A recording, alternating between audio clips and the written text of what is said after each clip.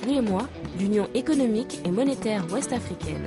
L'UEMOA, 8 pays, un destin commun, un espace économique harmonisé, ouvert et concurrentiel. L'UEMOA, votre guide au cœur de l'Afrique, des grands événements et des grandes mutations sur Africable.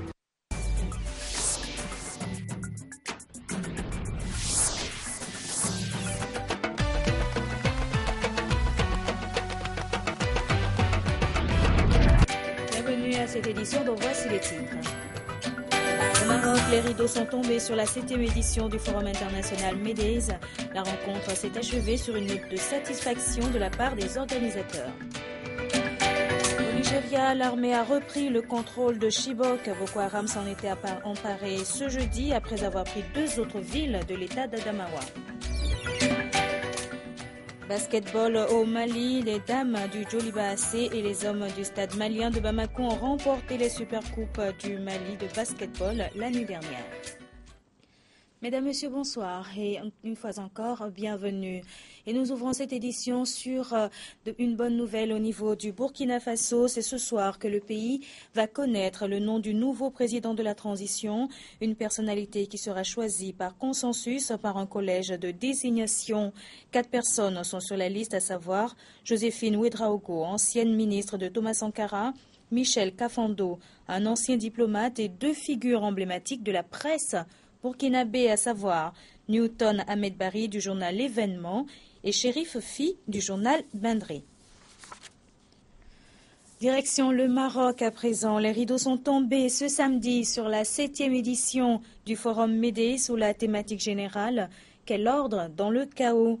Tenu du 12 au 15 novembre à Tanger, plus d'une centaine d'intervenants, dont des officiels, des décideurs politiques et économiques, des représentants d'organisations régionales et internationales. Ils ont débattu de plusieurs sujets, notamment la sécurité, l'éducation, la santé, l'énergie, les technologies ou encore la situation dans le monde arabe. Le président de l'Institut Amadeus, le think tank, qui organise ces journées méditerranéennes, s'est dit tout simplement satisfait du bilan et du travail accompli jusque-là. Brahim Fassi Firi est au micro de Djibrila Maïga et Al-Khalifa Touré. La 7e édition de ce forum, qui a effectivement été créé en 2008, je crois, est couronnée de succès. Nous avons vu pendant ces 4 jours à Tanger des personnalités internationales de premier plan s'exprimer sur des sujets de priorité par rapport aux différentes thématiques importantes du moment. Et je peux que m'en satisfaire. L'objectif initial, c'était de pouvoir créer ici, au Maroc, en terre africaine, un forum pérenne qui puisse être une plateforme de discussion entre hauts responsables politiques, décideurs économiques et également société civile. Le forum est un forum ouvert et je crois que c'est le seul, en tout cas à ma connaissance, forum de ce niveau qui est complètement ouvert au public, ce qui permet une certaine interaction entre le public averti et moins averti avec des personnalités de premier plan. Nous avons voulu interpeller à la fois les décideurs, les nombreux décideurs qui nous ont fait l'honneur de participer pendant ces 4 jours, mais nous avons essayé également d'apporter une touche positive à malheureusement à ces innombrables crises qui nous entourent. Il y a proche de nous la crise au Sahel, mais également sur notre continent, en Centrafrique, en Libye, au Burkina Faso, la crise ukrainienne, la déferlante État islamique en Irak et en Syrie. Donc malheureusement, les crises sont multiples, mais il y a aussi des facteurs positifs que nous avons essayé de faire émerger pendant ces 4 jours. Il y a notamment la forte croissance dans notre continent, on peut en être fier. Mais également d'autres éléments comme la place des pays émergents dans la compétition économique internationale et globale. Comme on peut le voir dans d'autres conférences ou de conférences importées, comme on le voit souvent sur notre continent, avec des budgets colossaux. Non, c'est un événement purement marocain, purement africain, et je pense qu'on peut en être fier. Bamako accueille ce lundi 17 novembre et ce jusqu'au 19 un colloque organisé par l'association Forum Civil Mali et ses partenaires. Et pour en parler, nous recevons dans cette édition professeur Issa Ndiaye. Il est président du Forum Civique Mali, espace de réflexion et d'action pour la démocratie. Professeur, bonsoir. Bonsoir. Alors d'abord, présentez-nous l'association Forum Civil Mali. Ce Forum Civique Mali, Forum Civique Mali, qui est une association et qui se veut essentiellement, comme vous l'avez dit tout à l'heure, un espace de réflexion et d'action pour la démocratie. Et c'est un espace de débat et d'échange, un espace aussi d'approfondissement et de la question démocratique, de formation de l'esprit civique. Et nous organisons mensuellement des conférences débats alternées avec des projections de films. Et nous avons pour ambition prochainement de créer donc un cadre de formation citoyenne au pluriel en direction du monde politique, en direction de la société civile, en direction du milieu aussi professionnel des syndicats. Alors, vous initiez cette semaine un colloque à l'endroit des citoyens maliens. Alors, est-ce que vous pensez qu'il y a un manque de civisme? Quels sont les objectifs poursuivis à travers cette initiative? En réalité, notre pays est confronté aujourd'hui à une crise sans précédent qui menace jusqu'à son existence. C'est une crise partagée par les pays de la sous-région, par toute cette région du Sahel. Et jusqu'ici, cette crise a fait l'objet d'analyses de la part d'experts occidentaux qui ont analysé les situations de sécurité et de conflit en Afrique, qui ont proposé des solutions. Mais jusqu'ici, on a peu entendu les voix africaines. Alors ce colloque, c'est l'occasion pour nous, pour les Africains, de s'emparer de la question, de s'interroger en tant qu'Africains sur les questions de sécurité et de conflit dans la zone sahélo-saharienne et dans l'espace africain, mais surtout de proposer des alternatives de solutions en dehors jusqu'ici des réponses classiques qui ont consisté en des interventions militaires aux conséquences assez dramatiques pour nos populations. Et quels seront les grands axes de cette rencontre? C'est d'analyser ces crises-là sous leurs facettes multiples et de voir surtout d'avoir surtout un regard d'Africains donc sur ces crises et de proposer des solutions alternatives à nos autorités de décision pour leur dire qu'il y a des compétences qui existent en Afrique, des intellectuels et des cadres capables de réfléchir de manière saine, et objective et critique aux problèmes africains et surtout de proposer des alternatives de solutions. Un dernier mot, professeur? Bon, le colloque se tiendra 3 jours et est ouvert au public dans la limite des places disponibles. Professeur, merci. Je vous en remercie. Nous étions donc avec professeur Issa Ndiaye, président du Forum Civique Mali, espace de réflexion et d'action pour la démocratie. Et nous poursuivons toujours avec le Mali, les journées de réflexion sur la contribution aux négociations d'Alger de la plateforme des jeunes leaders du Mali qui vient de s'achever à Bamako. À l'issue de 2 jours de travaux, les participants ont formulé plusieurs recommandations. Nous y reviendrons dans nos prochaines éditions. Nous poursuivons avec le Gabon, un accident mortel qui est survenu ce samedi à Libreville.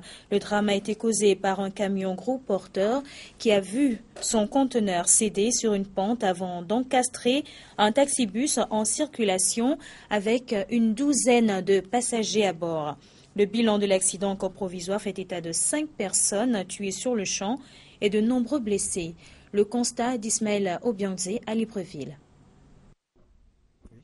Scène insoutenable des corps sans vie que les forces de sécurité tentent de sortir de ce qui reste du bus complètement écrasé par un conteneur sur cette montée du quartier Plein Niger à Libreville. Les témoins de l'horrible spectacle n'en reviennent pas. Chacun essaye d'identifier un parent ou un ami parmi les victimes de l'accident, un accident qui aurait pu être évité. C'est l'excès de vitesse du conteneur. S'il n'y avait pas excès de vitesse, ça ne devait pas arriver cet accident. La vitesse du gros porteur et l'interruption momentanée de l'énergie sur les feux tricolores sont pour le moment les faisceaux d'indices du mortel accident de Plein Niger. Comme il y avait coupure d'électricité, le feu n'était pas en marche. N'étant pas en marche, le conteneur est venu à toute vitesse. Et avec ça, il voulait esquiver le taxibus. Malheureusement, le conteneur n'étant pas assez bien soutenu, il est tombé sur le taxi. Un samedi noir pour les parents des victimes qui apprendront bien plus tard ce qui est arrivé au leur par la faute d'un chauffeur inconscient.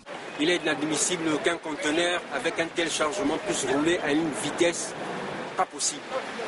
Les mesures sont prises, malheureusement elles ne sont pas respectées. C'est triste à voir, c'est désolant.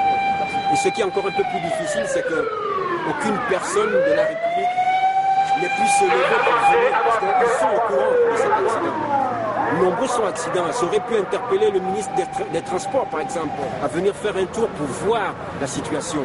Jusqu'à notre départ du site de l'accident, aucune autorité n'était encore arrivée pour un constat qui s'impose en pareille occasion. Le bilan provisoire de l'accident fait état de 5 morts sur une douzaine de personnes, pour la plupart grièvement blessées et évacuées dans les structures sanitaires de la place. L'armée nigériane a repris le contrôle de la ville de Chibok, cette ville où ont été enlevées les jeunes lycéennes. Et plus tôt cette semaine, Boko Haram s'était emparé de Chibok ainsi que de certaines villes de l'État d'Adamawa. Ils ont tenu à Chibok jusqu'à jeudi dernier. Le pasteur Enoch Mark attendait le retour de sa fille et de sa nièce, toutes deux parmi les 219 lycéennes toujours aux mains de Boko Haram depuis avril. Et puis jeudi, les islamistes sont revenus prendre Chibok. Le pasteur a assisté à la scène, il n'en croyait pas ses yeux. J'étais à l'hôpital avec ma fille et on a entendu des tirs. L'hôpital n'est pas loin de la route principale. Quand je suis sorti, j'ai vu des soldats courir dans tous les sens.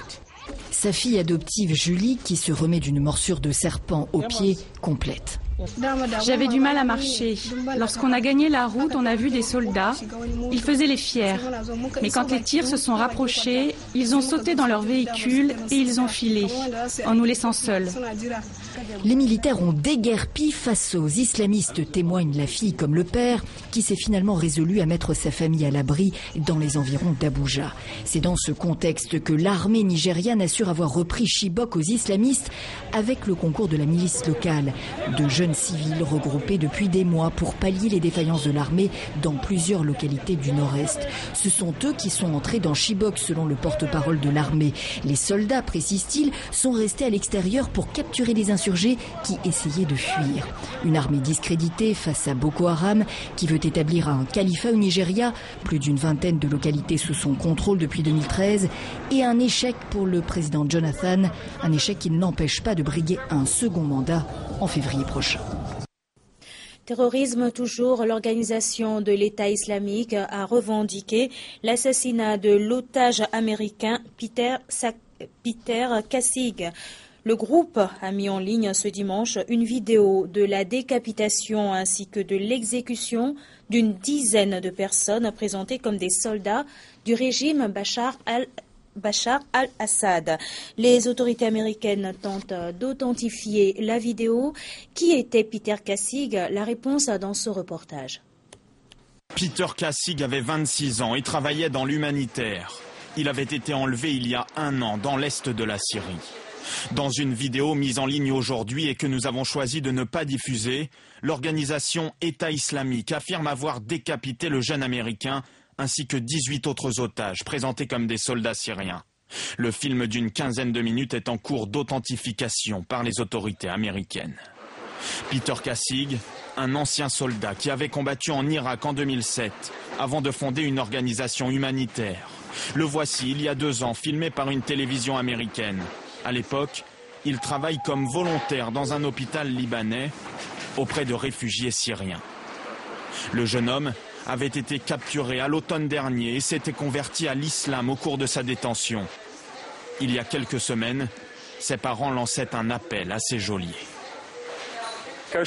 Comme notre fils, nous n'avons aucun pouvoir sur les décisions du gouvernement américain. Nous implorons ceux qui te détiennent de faire preuve de pitié. Nous leur demandons de te libérer. Un nouvel otage décapité après 2 journalistes américains, James Foley, Steven Sotloff, et 2 humanitaires britanniques, Alan Henning et David Haynes. Si sa mort est confirmée, Peter Kassig est le 5e otage occidental exécuté en Syrie par l'organisation terroriste. Et du sport pour refermer cette édition, les dames du Djoliba AC et les hommes du stade malien de Bamako ont remporté les Supercoupes, Coupe du Mali de basketball la nuit dernière. Et plus de détails dans ce reportage signé Yacouba Dansoko Moussabari. C'est en présence du ministre des Sports que se sont jouées les Supercoupes du Mali de basketball. Chez les dames, le Djoliba AC était face à l'AS Commune 3 du district de Bamako, vainqueur de la Coupe du Mali 2014. Dans cette opposition, les filles du Djoliba confirment leur statut de championne du Mali 2014 en s'imposant par 69-36. Dans la seconde affiche de la soirée, les hommes du stade malien de Bamako, champions du Mali et détenteurs de la Coupe du Mali 2014, ici en maillot blanc, ont bataillé dur pour venir à bout du centre Bintou Dambélé 68-54. Je suis un président satisfait aujourd'hui parce que la saison commence bien. On a vu deux beaux matchs aujourd'hui en dames et en messieurs. Ça augure de bonnes choses pour 2015. C'est que, vous savez, le basket de nature est impressionnant. Parce que le suspense a été là jusqu'au bout. Et ce qui m'a surtout impressionné, c'est la volonté et l'engagement de l'équipe de Koulikoro, qui quand même, malgré sa faiblesse technique vis-à-vis, en tout cas comparé au stade malien de Bamako, a véritablement mouillé le maillot. Au cours de cette soirée, la Fédération malienne de basketball a récompensé les meilleurs sportifs de la saison écoulée. C'est ainsi que Kaba Kanté du stade Homme et Amadou Bamba du Djoliba Dam ont été désignés meilleurs entraîneurs. Le centre Bintou Dambélé a été élu meilleure équipe régionale. La nouvelle reine du basketball malien se nomme Fatoumata Koulibaly du Djoliba Athletic Club. Et le roi est Mohamed Sanougou de l'AS Police. Ainsi se referme cette édition. Merci à vous tous de votre fidélité et très bonne suite de programme sur Africable Télévision.